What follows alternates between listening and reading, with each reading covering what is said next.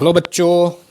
तो एक दो कंसेप्ट जो फ्लूइड मैकेनिक्स में मुझे आपको बताने हैं other than topics given in your text book, जिसमें सबसे पहला जो कंसेप्ट है वो ये है कि अगर किसी लिक्विड में, ये लिक्विड सरफेस है on a horizontal floor, this is horizontal floor, अगर इसमें कहीं पे कोई रिंग है, ये रिंग है जिसका मास m है, ये लिक्विड का सरफेस टेंशन T है, तो अगर इस रिंग को मुझे लिक्विड की सरफेस से ऊपर उठाना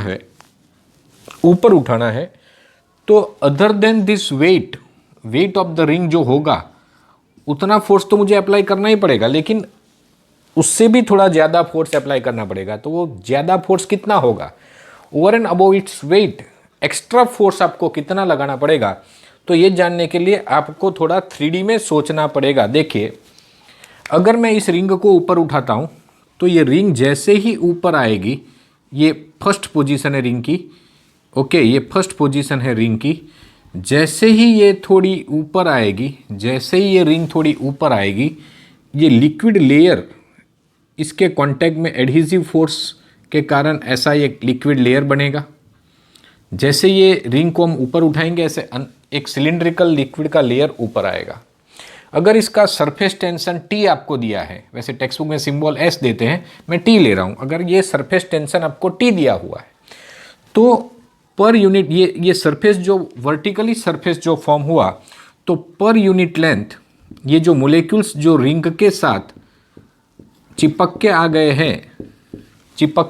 हैं रिंग के साथ, तो ये मोलेक्यूल्स जो इसके नेक्स्ट नेबर है वो इनके ऊपर parallel to the surface force लगाएंगे सरफेस टेंशन के कारण।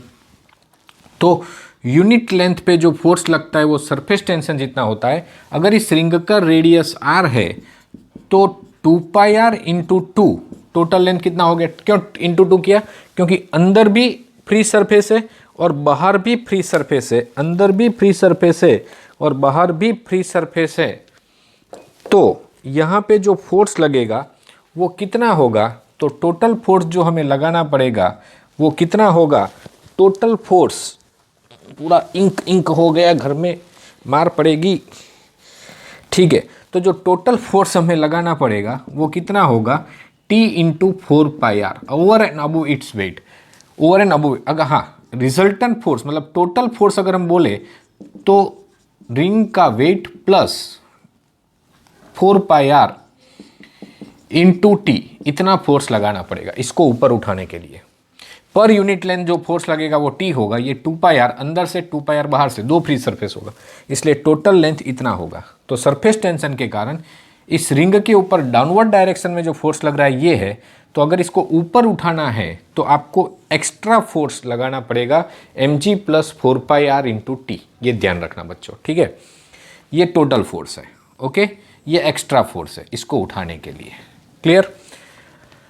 अब देखिए, अगर रिंग की जगह डिस्क है तो डिस्क में सिर्फ अंदर लिक्विड चिपक के ऊपर आएगा, सिर्फ बाहर का सरफेस ही फ्री होगा। तो इसमें सिर्फ 2πr इंटू T लिखेंगे। क्या लिखेंगे, 2πr इंटू T। अगर ये स्क्वायर फ्रेम है, फ्रेम मतलब क्या, प्लेट नहीं है, फ्रेम है मतलब अंदर से खाली है, तो यहाँ पे जो लिक्विड ऊपर आएगा उसका शेप ऐसे स्क्वायर फॉर्म में ही होगा, ठीक है।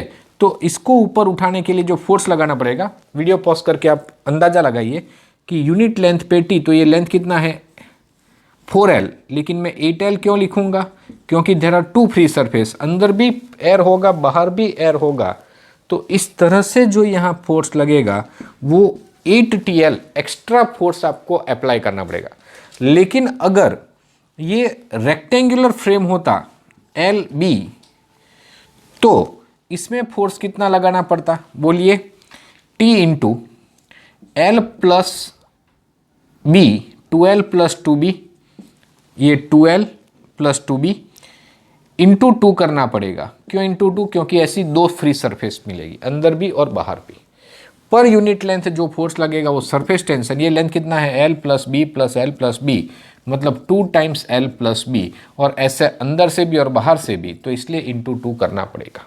तो ये आपको ध्यान रखना है। अगर ये स्क्वायर प्लेट होता तो सिर्फ हमें क्या लेना पड़ता, ये 2 नहीं लेना पड़ता, इतना फोर्स हमें अप्लाई करना पड़ेगा। क्लियर? तो ये चीज़ आपको ध्यान में रखनी है कि अगर किसी रिंग को, डिस्क को किसी लिक्विड से ऊपर उठाना है तो कितना फोर्स लगाना पड़ेगा over and above its weight. तो जो एक्स्ट्रा फोर्स हमें लगाना पड़ेगा वो इस तरह से हमें मिलेगा बच्चों। ठीक है, अब देखिए आगे एक और इंपॉर्टेंट कंसेप्ट है work done in blowing a liquid drop और सोप बबल। देखिए, अगर किसी बबल का रेडियस, इनिशियल रेडियस R1 है और ये बबल को ब्लो करना है और रेडियस R2 करना है, तो वर्क कितना करना पड़ेगा? तो आपको पता है work done is surface tension into change in area. अगर ये बबल है तो फाइनल सरफेस एरिया इतना, इनिशियल इतना, but as it has 2 free surface into 2 करना पड़ेगा। और अगर ये ड्रॉप है तो ये इंटू 2 करने की ज़रूरत नहीं है, ये याद रखना। ठीक है, तो ये कंसेप्ट भी आप याद रखना। Now splitting of bigger drop into smaller drop. देखिए, स्प्लिटिंग ऑफ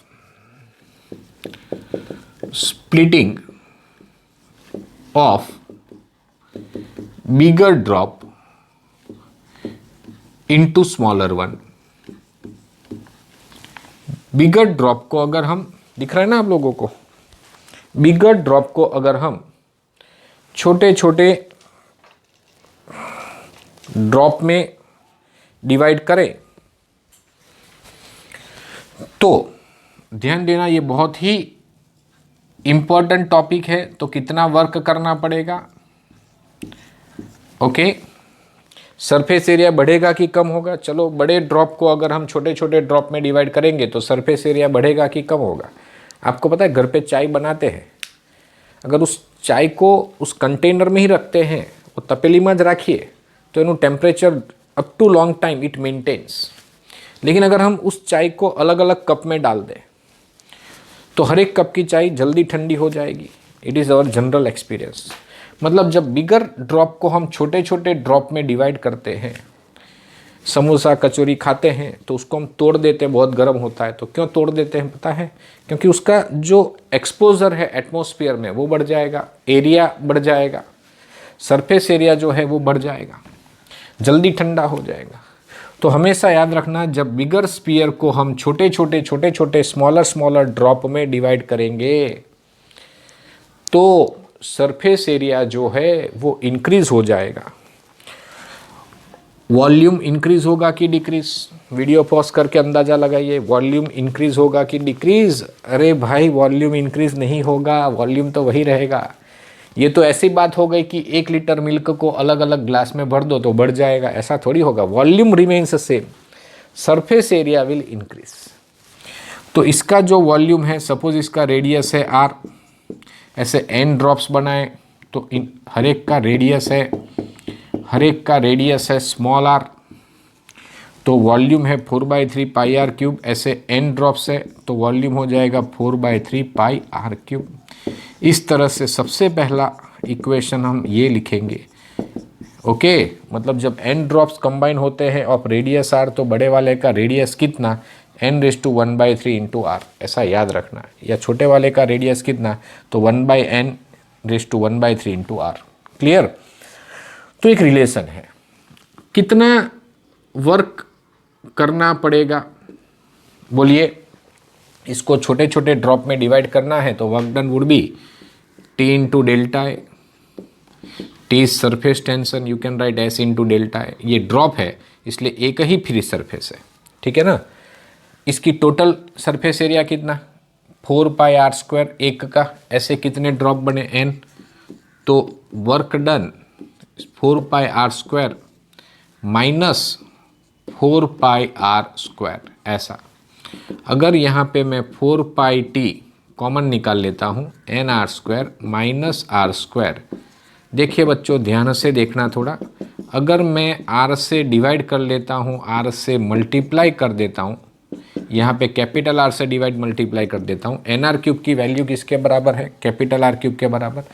इसकी जगह कैपिटल आर क्यूब डाल देंगे और ये आर क्यूब दिख रहा है ना आप लोगों को, ये आर क्यूब बाहर आ जाएगा, ये आर क्यूब बाहर आ जाएगा और ये क्या हो जाएगा देखिए बच्चों, 1/r माइनस 1/कैपिटल आर। क्लियर और नॉट? दिख रहा है ना आप लोगों को? दिख तो रहा है, ठीक है, थोड़ा छोटा है, बड़ा लिख देते हैं। तो this is the work done, ये वर्क डन की फॉर्मूला है। तो कितना वर्क करना पड़ेगा? Work done to split bigger drop into smaller drop. तो this is the formula of work done, this is the formula of work done. If work is not done by external source, then internal energy of liquid decreases and therefore temperature also decreases. Internal energy decreases and therefore temperature also decreases. तो यहाँ पे suppose यहाँ पे temperature decreases by delta theta, temperature decreases by delta theta, तो यहाँ पे temperature decreases by delta theta. अगर external को कोई वर्क नहीं होगा तो work will be done at the cost of internal energy. तो वर्क डन कितना, हमने अभी अभी फॉर्मूला पढ़ा, कौन से चैप्टर में पढ़ा? देखिए, अगर किसी बॉडी का मास m है, उसका स्पेसिफिक हीट कैपेसिटी s है, तो उसका टेम्परेचर अगर डेल्टा थीटा चेंज हो रहा है तो हीट एक्सचेंज कितना होगा? ms delta theta. ये आपको चैप्टर नंबर 12 में पढ़ाया जाएगा, ठीक है ना? ये चैप्टर नंबर 11 में पढ़ाया जाएगा, ध्यान देना।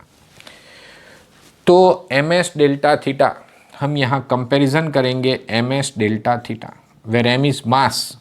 मास क्या होता है? Volume into density into specific heat capacity into delta theta is equal to 4π/r cube 1/r minus 1/r। तो बच्चों ये r क्यूब 4π ये सब कट हो जाएगा और जो इंक्रीज इन टेम्परेचर है वो होगा 3T/ρ into s into 1/r minus 1/r। This is the decrease in temperature of this drops. Clear? तो जो डिक्रीज इन टेम्परेचर है वो आपको इस तरह से मिलेगा, ठीक है बच्चों? इसी तरह से अगर हम छोटे छोटे ड्रॉप से बड़ा ड्रॉप बनाएं, smaller drop combine to form a bigger drop, अगर ऐसा होगा तो सरफेस एरिया क्या होगा? बोलिए, डिक्रीज। सरफेस एनर्जी क्या होगी? डिक्रीज। अगर वो सरफेस एनर्जी डिक्रीज हो गई and if it is utilised to rise temperature, तो this is the increase in temperature of this bigger bubble. अगर रिवर्स ऑर्डर है, रिवर्स ऑर्डर अगर है तो ये work done would be negative. आप देखिए, ये यहाँ आएगा, ये उधर जाएगा, work done would be negative. मतलब हम यहाँ माइनस साइन नहीं रखेंगे पर वो value work done would be negative. Negative आया मतलब उतना हीट एनर्जी जो है वो रिलीज होगा। अगर वो हीट एनर्जी रिलीज होगा and if that heat energy is utilizing in increasing temperature, तो टेम्परेचर बढ़ेगा कितना? इतना ही बढ़ेगा। कभी कभी ऐसा क्वेश्चन भी देते हैं कि ये जो छोटे छोटे ड्रॉप कंबाइन होके बड़ा सा ड्रॉप बना, तो बड़े ड्रॉप की वेलोसिटी कितनी? अगर वो जो भी एनर्जी रिड्यूस हुआ it is converted in the form of kinetic energy, तो this is the decrease in energy. If it is converted in kinetic energy, तो ये बड़े वाले ड्रॉप का जो वेलोसिटी होगा वो कितना होगा? बड़े वाले ड्रॉप का वेलोसिटी आप यहाँ से निकाल सकते हैं, ठीक है ना? बड़े वाले ड्रॉप का वेलोसिटी आप यहाँ से निकाल सकते हैं। क्लियर? मास किसका है? ड्रॉप का। Mass is volume into density 4π/r cube, okay, 1/r minus 1/r। यहाँ पे 4π/r क्यूब कट कर दें, वेलोसिटी कहाँ चला गया? हाँ, v² रह गया, तो v² क्या हो जाएगा? t, ओके, t ये 6 है तो 6T/ρ। Clear? Into 1/r minus 1/r, और इसका क्या ले लेंगे हम, रूट ले लेंगे। ठीक है बच्चों, तो देखिए ध्यान से, this is the velocity, okay, this is the velocity of bigger drop. Is that clear? चलिए बच्चों, अब हम यहाँ पे एक और कंसेप्ट देखते हैं कि सपोज हमारे पास एक पाइप है, ओके, ये एक हॉरिजॉन्टल पाइप है, यहाँ पे एक हमने कॉक बंद कर दिया और यहाँ से एक वर्टिकल पाइप लिया, एक बबल यहाँ है जिसका रेडियस छोटा है, एक रेडियस बड़ा है। अगर इस वाल्व को हम यहाँ से ओपन कर दें तो किसका रेडियस बढ़ेगा, छोटे वाले का या इसका रेडियस बढ़ेगा, ये बड़ा होगा या कम होगा, इसका रेडियस बढ़ेगा या कम होगा? तो देखिए, इनसाइड एक्सेस प्रेशर इस बबल है तो 4T/R, 4S/R, S is surface tension, it is inversely proportional to radius. मतलब जिसका रेडियस छोटा उसके अंदर प्रेशर ज़्यादा, जिसका रेडियस छोटा उसके अंदर प्रेशर ऑफ एयर ज़्यादा है। मतलब यहाँ से एयर, जैसे आप वाल्व ओपन करोगे, प्रेशर ज़्यादा है, प्रेशर कम है, तो हाई प्रेशर से लो प्रेशर में एयर जाएगा। मतलब छोटा वाला और छोटा होगा और बड़ा वाला और बड़ा होगा। ओके, तो larger will expand till smaller bubble reduces to droplet, smaller bubble reduces to droplet, okay, larger will expand।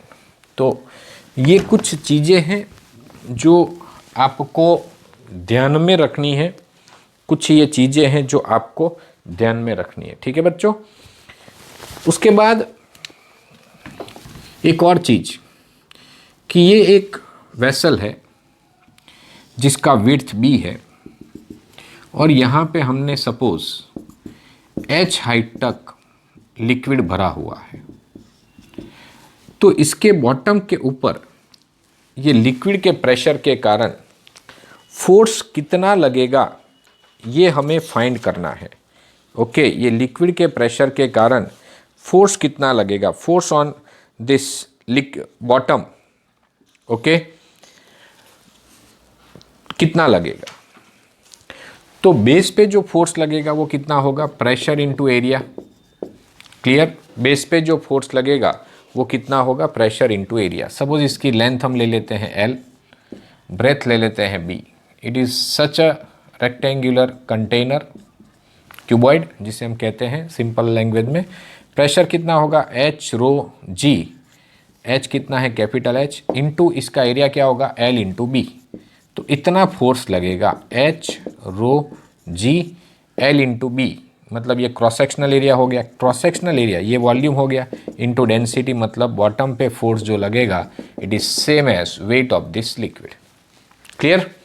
अब देखिए बच्चों, अगर आपको पूछा जाए कि वर्टिकल वॉल पे फोर्स कितना लगेगा ड्यू टू दिस प्रेशर, ये वर्टिकल वॉल पे फोर्स कितना लगेगा, तो अलग अलग पॉइंट अलग अलग डेप्थ पे हैं, अलग अलग पॉइंट अलग अलग डेप्थ पे हैं, इसलिए जो वर्टिकल वॉल पे जो प्रेशर होगा अलग अलग पॉइंट पे अलग अलग होगा, तो फोर्स भी अलग अलग होगा।